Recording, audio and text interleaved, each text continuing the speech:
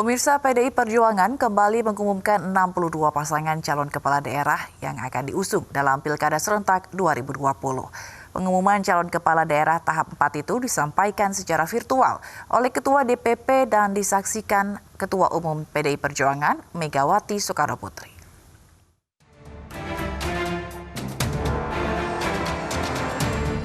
PDI Perjuangan kembali mengumumkan kandidat yang akan diusung pada Pilkada Serentak 2020. Pengumuman disampaikan langsung Ketua DPP PDI Perjuangan bidang politik Puan Maharani secara virtual, serta disaksikan Ketua Umum PDIP Megawati Soekarnoputri. Dari puluhan nama yang diumumkan, ada nama Ahmad Adli Fairuz, cucu Wakil Presiden Ma'ruf Amin.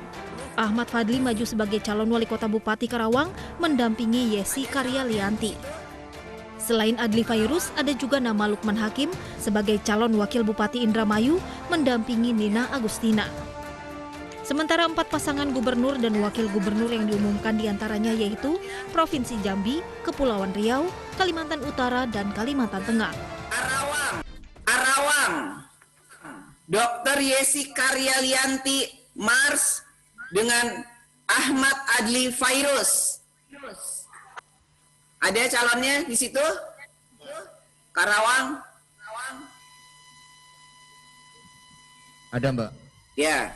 Sementara itu terkait belum diumumkannya bakal calon wali kota Surabaya pengganti Tri Risma hari ini, Ketua DPP PDI Perjuangan Puan Maharani menyebut telah mengantongi sejumlah nama.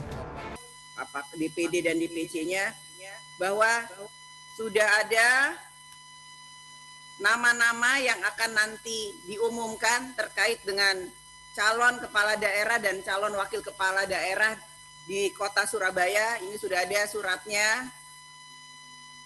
Namun karena belum tersambung, nanti akan diumumkan pada waktu yang akan ditentukan kembali.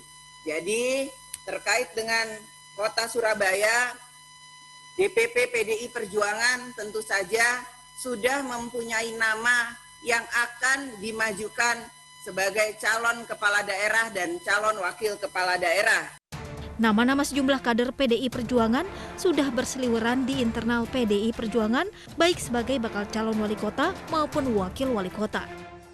Di antaranya adalah putra sulung wali kota Surabaya Tri Risma hari ini, Fuad Bernardi, yang menyatakan siap dicalonkan dalam pemilihan wali kota Surabaya 9 Desember mendatang.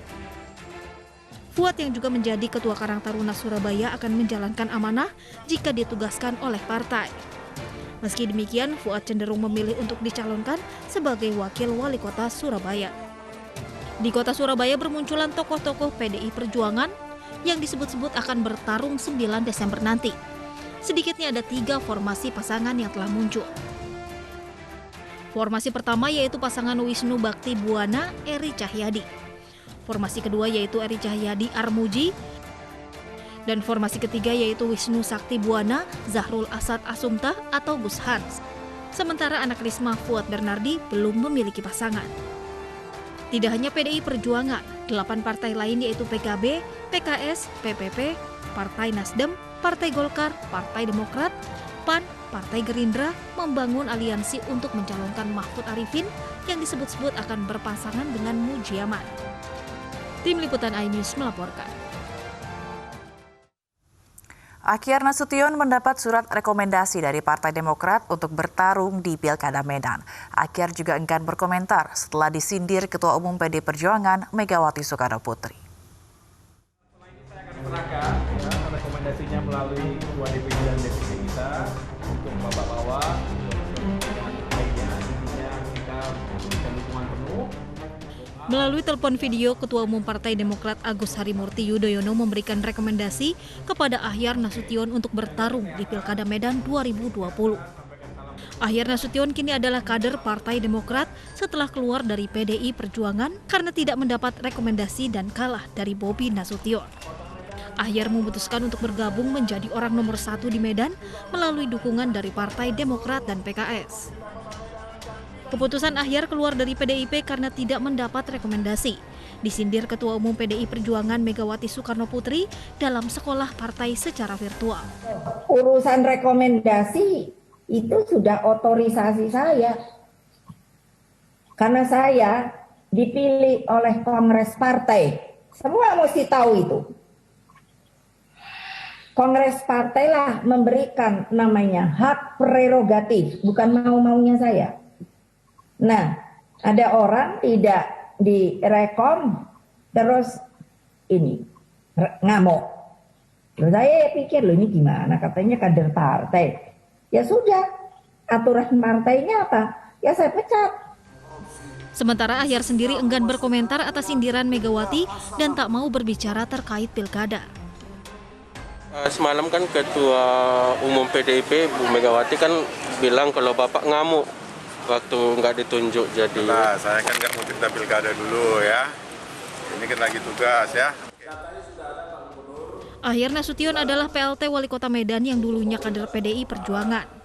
Setelah kalah dari Bobi Nasution untuk mendapat rekomendasi partai, Ahyar putuskan hengkang dari PDIP dan gabung Partai Demokrat. Hal itu membuat pro dan kontra terjadi, dan masalah muncul di tubuh internal PDI Perjuangan Medan karena ada sejumlah pimpinan anak cabang yang justru mendukung Ahyar dan menolak mendukung Bobi. Dari Medan, Sumatera Utara, Tim Liputan iNews melaporkan. Mahkamah Konstitusi masih menggodok uji materi Undang-Undang Penyiaran yang dilayangkan oleh MNC Group melalui RCTI dan iNews. Tujuan uji materi yaitu untuk menciptakan landasan hukum bagi tayangan video berbasis internet, baik lokal maupun asing.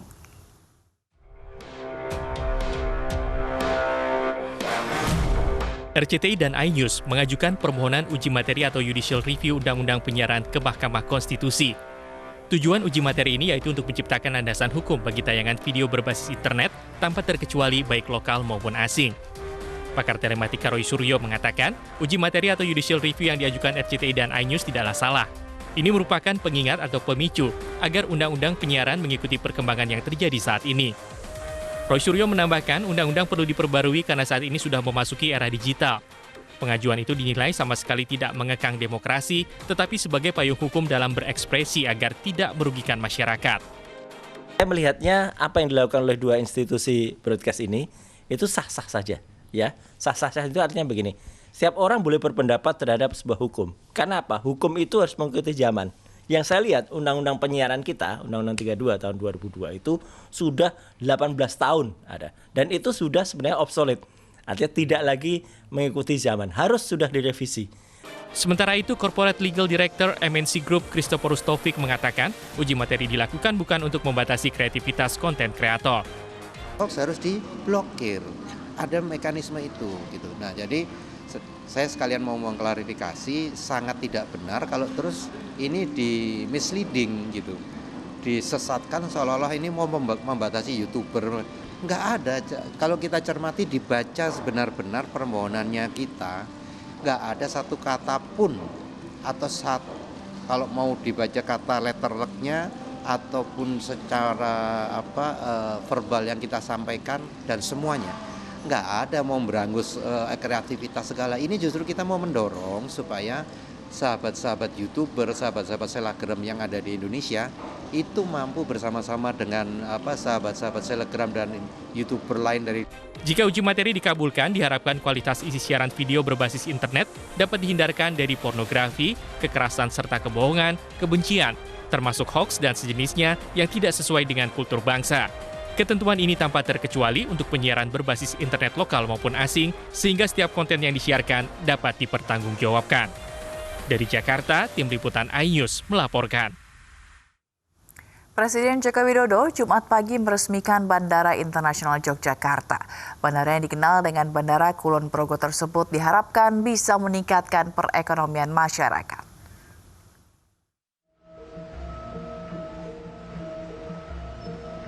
Jumat pagi, Presiden Joko Widodo meresmikan Bandara Internasional Yogyakarta. Jokowi menyatakan proses pembangunan bandara ini berlangsung dalam waktu yang cukup singkat, yaitu 20 bulan. Bandara ini diharapkan dapat meningkatkan perekonomian melalui pengembangan destinasi pariwisata. Bandara Internasional Yogyakarta ini. Tapi saya juga terima kasih pada PP dan Angkasa Pura I yang tadi kita lihat secara detail pengerjaannya juga menurut saya ini terbaik. Saat ini di Indonesia, nggak tahu nanti ada bandara baru lebih baik lagi, nggak tahu.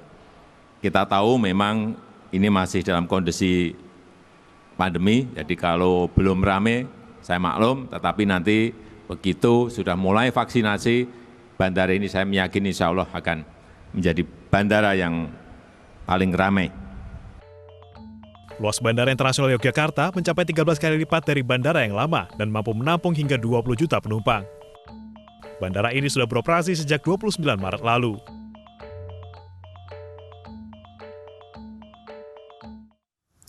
PT Media Nusantara Citra Tbk (MNCN) menggelar rapat umum pemegang saham RUPS tahunan dan RUPS luar biasa tahun 2020.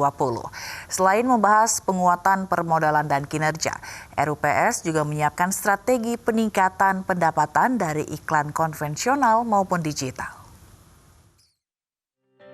PT Media Nusantara Citra Tbk atau MNCN telah menyiapkan strategi untuk meningkatkan kinerja perseroan di semester kedua tahun 2020.